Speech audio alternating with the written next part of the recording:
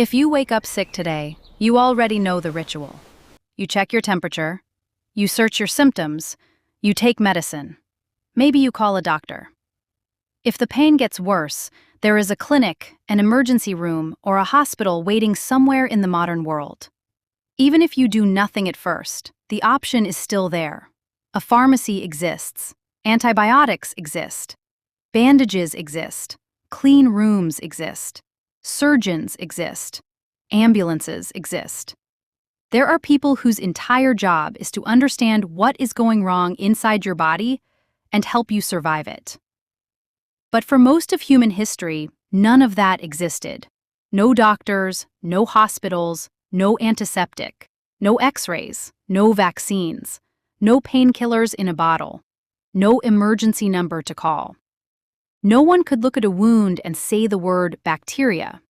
No one could scan a broken bone. No one could explain why a fever rose at night, or why a small cut sometimes became a serious threat. And yet, humans survived. They survived sharp stones, animal bites, infected wounds, broken bones, bad food, fever, cold, childbirth, exhaustion, and injuries that would terrify us even with modern medicine. This is easy to forget because modern life hides sickness inside systems. You get hurt, and the world has a process ready for you. A room, a tool, a professional, a treatment, a record, a follow-up appointment. Ancient humans had something very different. They had the ground beneath them, the people around them, the fire they could keep alive, the water they could find, the plants they may have learned to trust, and whatever experience the group had gathered from everyone who had been hurt before. So the real question is not whether ancient humans had doctors. They did not.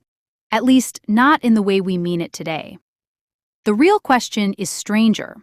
How did a human body survive in a world where getting sick or injured could turn an ordinary day into a fight for life? The answer begins with something small, a cut. A cut sounds harmless now. You wash it, you cover it, you forget about it. But in the ancient world, a small opening in the skin could become a serious problem. The ground was dirty. Tools were stone, bone, wood, and shell. Animal hides carried old blood and dust. Hands were not sterile. Water was not always clean. A scratch from a thorn, a bite from an insect, a sharp edge of stone, or a slip on wet rock could leave the body exposed. And ancient humans could not see the invisible part of danger. They did not know germs were moving through wounds. They did not know why some injuries healed quietly, while others became hot, swollen, painful, and dangerous. But they did know patterns. They could see when a wound changed color. They could feel heat in the skin. They could notice weakness, shaking, smell, swelling, and pain that got worse instead of better. That kind of knowledge was not written down. It lived in memory. Then there were broken bones. Today, a broken leg means x-rays, casts, surgery, crutches, physical therapy, and weeks of protected recovery.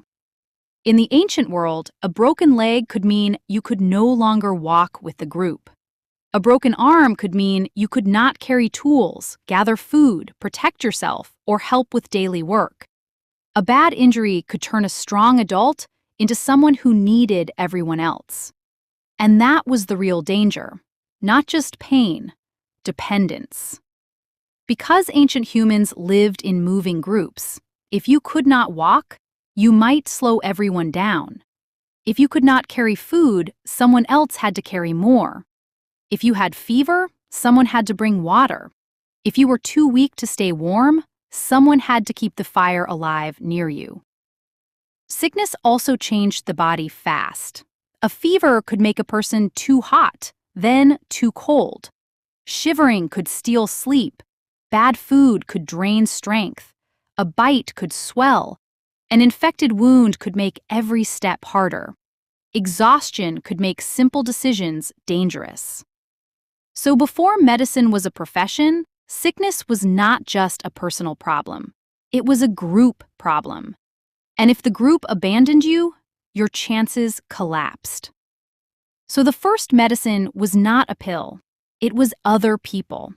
A sick person who could not walk still needed water. Someone had to bring it. Someone too weak to gather food still needed calories.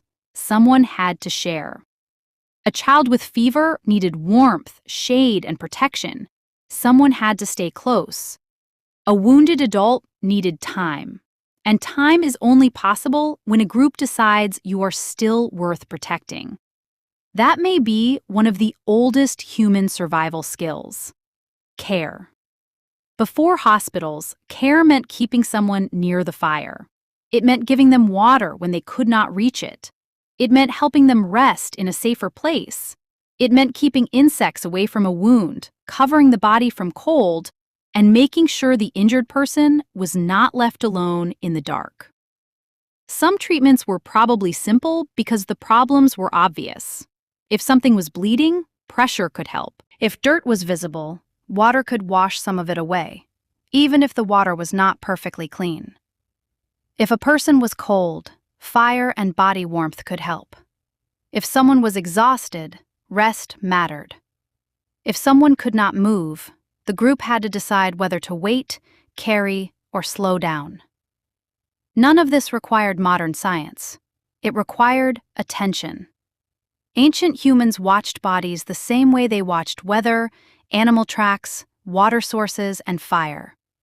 They learned which wounds stayed quiet and which ones became worse. They learned that some people survived if they were kept warm, fed, and protected long enough. They learned that some injuries needed stillness and that moving too soon could make things worse. They may have also learned from plants. Not medicine in the modern sense, not tablets, labels, or measured doses, but taste, smell, bitterness, swelling, stomach pain, relief, irritation, and memory. Across generations, a group could notice that certain leaves, bark, roots, or resins seemed useful, while others made people worse. Knowledge like that would not need a book. It could live in stories, habits, warnings, and repeated experience. And fire changed everything again. Fire made warmth. Warmth gave rest. Rest gave the body a chance. Fire also created a center where the sick and injured could stay protected while others moved around them. A person who could not help much still remained inside the human circle. That circle was not a hospital. But for most of human history, it was the closest thing humans had. Sometimes, the strongest evidence is written in bone. When archaeologists find an ancient skeleton with healed injuries, it means something important happened. The person did not die immediately. Their body had time to repair itself. And time, in the ancient world, usually meant help. A broken bone that healed means someone survived the days and weeks after the injury. Someone may have brought food. Someone may have shared water. Someone may have protected them while they could not move normally. One famous example is Shanidar I, a Neanderthal whose body shows multiple serious injuries that had healed before death. He probably lived for years with physical limits that would have made survival alone extremely difficult. That does not mean he had a doctor. It means he likely had something older than medicine as a profession. He had a group. And then there is an even more surprising case from Borneo. Researchers found the remains of a person from around 31,000 years ago who appears to have survived for years after a lower leg amputation. We do not know every detail of what happened, but survival after such a severe injury suggests care, knowledge, protection, and time. That changes the picture. Prehistoric life was dangerous, but ancient humans were not just abandoned bodies scattered across the wilderness. They were social animals. They noticed weakness. They remembered injuries.